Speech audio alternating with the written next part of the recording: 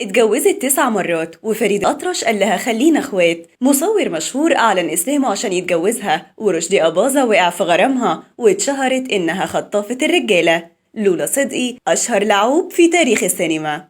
في 27 أكتوبر سنة 1923 اتولدت لولا أمين صدقي لأم إيطالية وأب مصري. أبوها كان أمين صدقي الكاتب الكبير، وأمها بعد ما خلفتها هي وأختها سابتهم وسافرت على بلدها. اتربت لولا في بيت أبوها بين السيناريوهات والسينما، فكان طبيعي إنها بمجرد ما توصل لسن المراهقة تطلب من أبوها إنها عايزة تشتغل في الفن. لكن أبوها رفض بشدة وقال لها أنا مش ممكن أسيبك تشتغلي في المجال ده.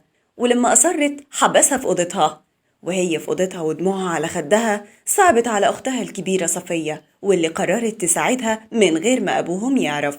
أخذت صفية أختها لولا لريجستير شغلها في ملهى ليلي، تغني إيطالي وفرنسي وترقص، فبقت أشهر راقصة في شهور قليلة، والسينما هي اللي جت لغاية عندها. خطفتها عدسات المخرج الكبير أحمد بدرخان من الكباريهات لاستوديوهات السينما، ومثلت أول فيلم في حياتها فيلم حياة الظلام سنة 1940.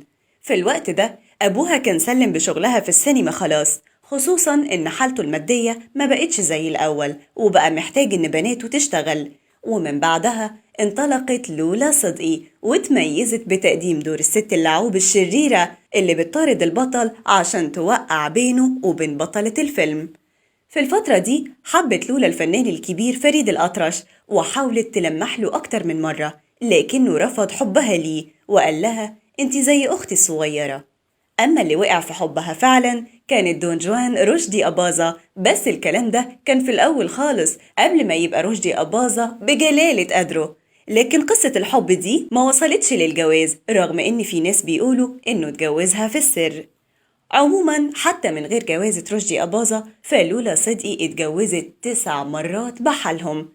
أول مرة كانت من محمد راغب، أشهر رسام أفيشات في السينما في الأربعينات. أما الزوج التاني فكان شاب غني من عيلة عريقة، لكنهم انفصلوا بسرعة، وبعدها اتجوزت المصور السينمائي الشهير جياني دالمانو، واللي أشهر إسلامه عشان يتجوزها. جوازهم ده ما كملش 6 شهور وكانوا متطلقين.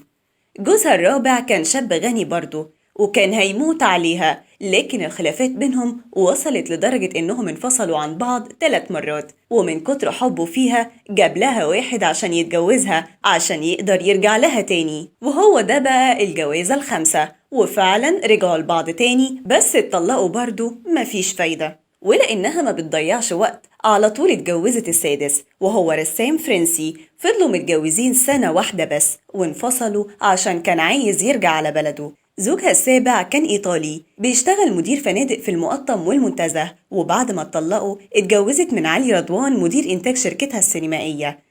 أما التاسع والأخير أخيراً فهو رجل أعمال أرمني قابلته في لبنان، وبعدها سافروا سوا عشان يعيشوا في روما بلد والدتها اللي سابتهم وهجرت من سنين. محطات لولا الفنية وقفت في نص الستينات، وزيجتها رغم إنها كانت كتير إلا إنها كانت قصيرة جداً. الوحيدة اللي كملت للآخر كانت من جوزها الأرميني، عايشوا مع بعض في روما، وهناك عملت كام دور صغير في أفلام إيطالية، وعاشوا مع بعض لغاية ما ماتت في 8 مايو 2001 عن عمر 77 سنة.